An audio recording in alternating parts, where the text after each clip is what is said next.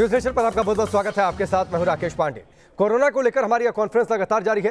Corona का खतरा भीषण है, विकराल है और न्यूज नेशन लगातार लोगों को जागरूक कर रहा है। इसी सिलसिले में आज हम आपको दिन भर कोरोना कॉन्फ्रेंस के जरिए बड़े बड़े दिग्गजों से रूबरू कराएंगे। लगातार हम अलग अलग राज्यों के मुख्यमंत्रियों, स्वास्थ्य मंत्रियों से जुड़ेंगे, बातचीत करेंगे। आपसे थोड़ी देर बाद गोवा के मुख्यमंत्री प्रमोद सावंत हमारे साथ जुड़ने वाले हैं, उनसे भी हम बातचीत करेंगे। गोवा एक वक्त कोरोना मुक्त हो चुका था, लेकिन अब गोवा में दोबारा कोरोना तेजी से फैल रहा है, तो इसके पीछे वजह क्या है, उनसे भी हम बातचीत करेंगे। लेकिन उससे पहले बड़ी खबर गोवा के आंकड़ों से। गोवा में फिर से कोरोना का कहर सामने है। 24 घंटे में गोवा में कोरोना के 568 केस सामने आ गए। 3 लोगों की मौत हुई है। एक वक्त गोवा कोरोना मुक्त था, लेकिन उसके बाद कोरोना की बढ़ती रफ्तार ने वहां पर चिंताएं बढ़ा दी हैं। 562 केस वहां पर रिपोर्ट किए गए हैं पिछले 24 घंटे में। और चलिए सीधे रुक करते हैं। गोवा के मुख्यमंत्री प्रमोद सावंत हमारे साथ जुड़ चुके हैं। बहुत बहुत स्वागत है प्रमोद सावंत जी आपका न्यूज नेशन पर। सर, पहला सवाल तो यही है कि एक वक्त ऐसा था जब गोवा कोरोना मुक्त हो चुका था, सभी लोग राहत की सांस ले रहे थे कि एक अहम राज्य वो कोरोना संक्रमण की गिरफ्त से बाहर है, लेकिन ऐसा क्या हो गया कि 500 से ज्यादा केस पिछले 24 घंटे में रिपोर्ट किए गए?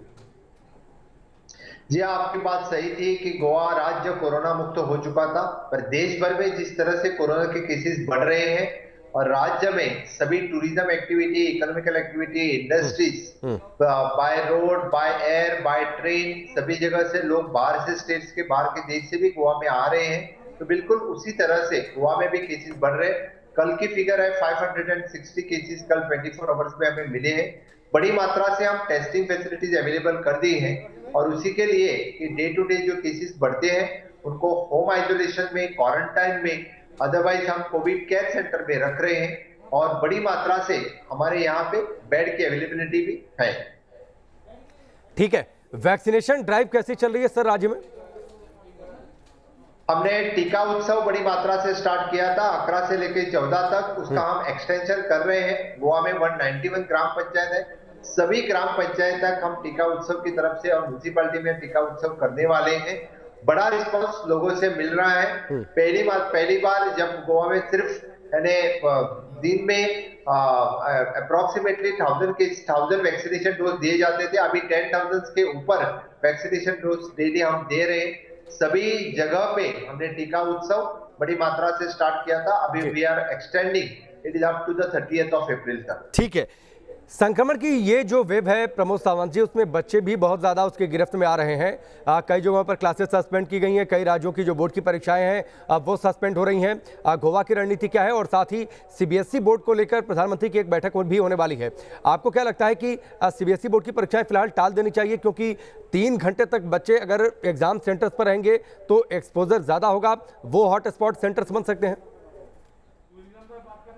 एट प्रेजेंट लास्ट टाइम तो अभी सभी इंडस्ट्रीज चालू है, टूरिज्म एक्टिविटी हमारे स्टेट में चालू है, तो फिर इस बार हमने कौन से भी बोर्ड के एग्जाम कैंसिल करने की गवर्नमेंट ने सोचा नहीं है। हमारे यहाँ पे गोवा बोर्ड के एग्जाम 24 से स्टार्ट हो रही है और डेफिनेटली हम एट प्रेजेंट तो ऐसा कुछ डिसीजन नहीं लिया है, क्योंकि 3 घंटे भी सब जो एग्जाम सेंटर पे बैठ रहे हैं, पूरी तरह से सभी प्रिकॉशंस जो हमने लास्ट टाइम भी लिए थी कि एक क्लास में सिर्फ 11 बच्चे हम बिठा रहे थे, सोशल डिस्टेंसिंग, मास्क सभी मेंटेन करके, उसी तरह से इस बार एग्जाम लेने की तैयारियां हमारे गोवा बोर्ड ऑफ एग्जामिनेशन ने की है। जी, लेकिन सर दूसरे राज्यों में जो जिस तरीके से कोरोना संक्रमण की रफ्तार बेकाबू है, आपको लगता है कि उन रीजन्स में खास तौर पर आपका विचार क्या है? परीक्षाएं फिलहाल सीबीएसई बोर्ड या किसी भी बोर्ड की टाल देनी चाहिए?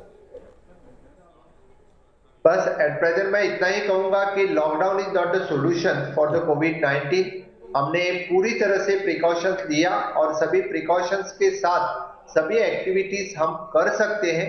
हमने लोगों का सहकार्य और सरकार अच्छी तरह से मैनेजमेंट करने के बाद हम अच्छी तरह से कोविड मैनेजमेंट कर सकते हैं।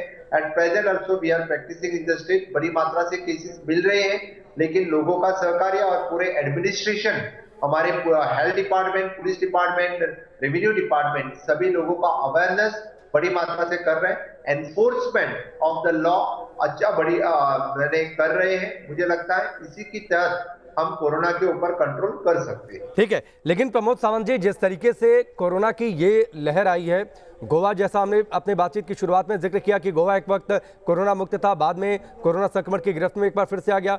वजह आप इसके पीछे क्या मानते हैं? आपकी एक्सपर्ट से बातचीत हो रही होगी, लोगों की लापरवाही इसके पीछे बड़ी वजह है या कोई और? जिस तरह से कोरोना की सेकेंड वेव भी स्टेट में आ गई है, वजह है कि लोगों ने सोशल डिस्टेंसिंग, मास्क, इसका पालन बड़ी मात्रा से करना चाहिए। और वैक्सीनेशन जो ड्राइव स्टार्ट हो चुका है, वही वैक्सीनेशन भी लोगों ने बड़ी मात्रा से जो अबाव 45 है उन्होंने लेना जरूरी है। आज भी लोग बड़ी मात्रा से सोशल डिस्टेंसिंग और मास्क का पालन नहीं करते हैं, वैक्सीनेशन लेने के लिए आगे नहीं आते हैं। वो किया तो definitely we can control the corona virus. ठीक है, आपके राज्य में टूरिज्म का एक बड़ा स्पॉट है, लोग अलग अलग जगहों से पहुंचते हैं, कई सारे क्लब्स हैं, पब्स हैं, बहुत सारी चीज़ें हैं। पिछले दिनों एक होली मिलन कार्यक्रम हुआ था, उसको लेकर भी काफ़ी आलोचना हुई थी, सरकार की विपक्षी पार्टियों ने आलोचना की थी। एक तो ये, अब इसको लेकर रणनीति क्या है ताकि संक्रमण वहाँ से फैले नहीं, और अगर कोई राज्य बाहरी किसी राज्य से आता है तो उसके लिए क्या व्यवस्था है ताकि संक्रमण और ज़्यादा गोवा में ना फैले, उसको कंटेन कर लिया जाए, बाहर रोक लिया जाए?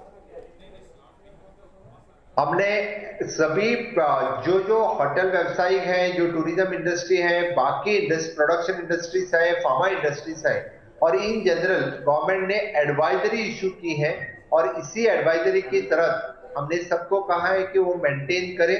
क्योंकि मुझे लगता है कि एट प्रेजेंट हम इकोनॉमिकल एक्टिविटी स्टॉप नहीं कर सकते हैं।